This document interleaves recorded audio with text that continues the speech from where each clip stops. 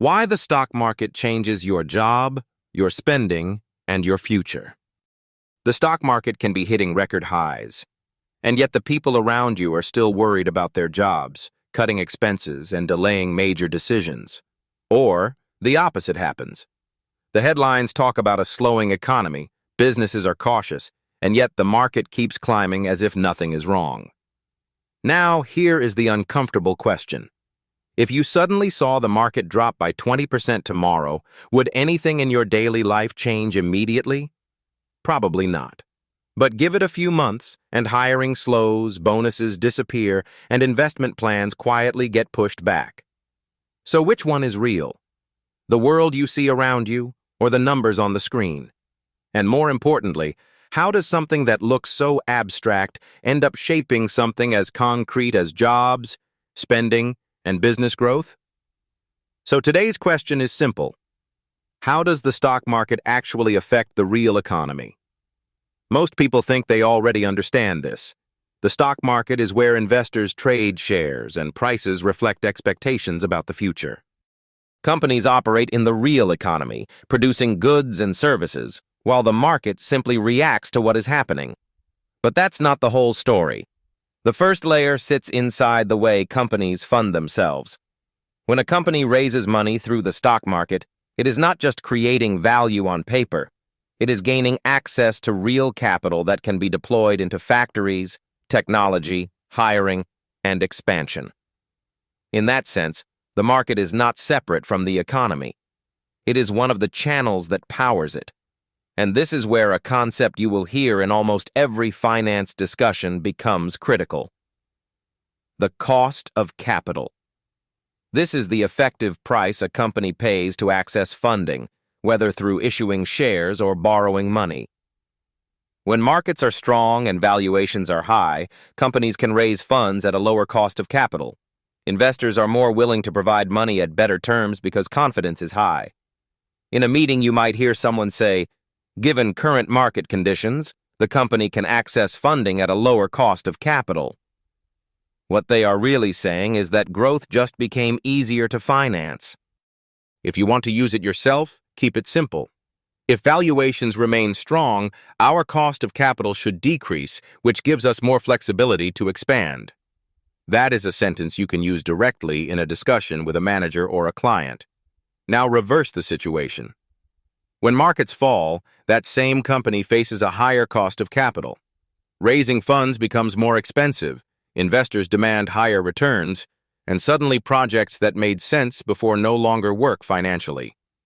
Expansion slows down, hiring freezes begin, and risk-taking disappears. Nothing in the physical business has changed overnight, but the ability to finance that business has.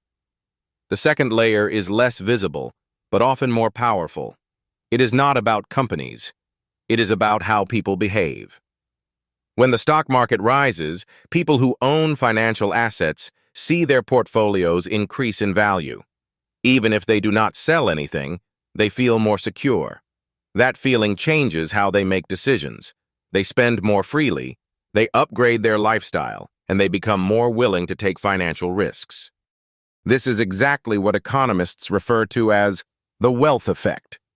It is the idea that people increase their spending when their perceived wealth rises, even if their income has not changed. In a real conversation, you might hear, "The recent rally is creating a strong wealth effect among consumers." That means rising asset prices are translating into real economic activity. People are spending more, and businesses are benefiting from it. You can use it like this. If equity markets continue to perform well, we should see a stronger wealth effect supporting consumer demand. This is a practical way to connect financial markets to real business outcomes in a discussion. And just like before, the reverse is equally important. When markets decline sharply, people feel less wealthy. They delay purchases, reduce discretionary spending, and become more cautious. That shift shows up quickly in business performance. Revenues weaken, inventories build up, and companies start adjusting their expectations.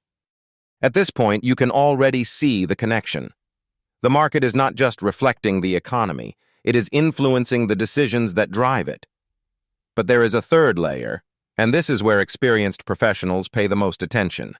It is not just about money, it is about perception. The stock market acts as a real-time signal of confidence. When prices are rising, it creates a sense that conditions are improving. Companies feel more comfortable investing. Lenders are more willing to provide credit, and investors become more optimistic about the future. This is what we call market sentiment. It describes the overall mood of investors, whether it is optimistic or cautious. You might hear a comment like, "Market sentiment is turning negative despite stable fundamentals." What that means is that even if the underlying data has not changed much, the way people interpret it has shifted. In your own work, you could say, "We need to monitor market sentiment closely because it can change faster than the fundamentals." This is especially relevant in fast-moving environments where perception can drive decisions before data catches up. What makes market sentiment so important is that it can create a feedback loop. When sentiment turns negative, prices fall. That reduces wealth, which weakens spending. Businesses start to see lower demand, so they cut back on investment and hiring. As the real economy slows, it reinforces the original negative sentiment in the market. Now the system is feeding into itself. The same works in reverse. Positive sentiment drives higher prices, stronger wealth, more spending, and more investment, which then supports further optimism. This is why the stock market often moves before the economy. It is not just predicting the future, it is helping shape it. I remember a discussion with a foreign manager after a sharp market decline. The question was straightforward. Our operations are stable. Should we actually be concerned about what is happening in the market? The answer was not about current performance. It was about what comes next. Market sentiment had clearly shifted. Investors were becoming more cautious and financing conditions were tightening. That meant the cost of capital was likely to increase, making future expansion more difficult. At the same time, the wealth effect was beginning to reverse. Consumers would likely become more conservative in their spending. I explained that even if our numbers looked unchanged today, the environment around us had already started to move. The risk was not in what we were seeing now, but in what would follow over the next few quarters. The conclusion was simple. The business had not changed yet, but the conditions that support it already had. When you understand this, you stop thinking of the stock market as a separate world. You start seeing it as part of the same system that drives hiring, investment, and consumption. You are no longer reacting to headlines. You are reading signals. And that changes the way you operate. Instead of asking whether the market is right or wrong, you begin asking what the market is telling you about the direction of capital, confidence, and behavior. Here is something you can do starting today. The next time you see a major move in the market, do not just follow the price. Ask yourself what it will change. Will companies become more cautious? Will consumers spend less? Will the cost of capital move in a way that affects future growth? Because the people who understand this are not surprised by what happens next. They see the shift before it becomes obvious. If this helped you sound more confident in your next finance meeting, share it with a colleague who is working on their English too. Subscribe to Learn English Listening for a new lesson with Mr. Wason every week.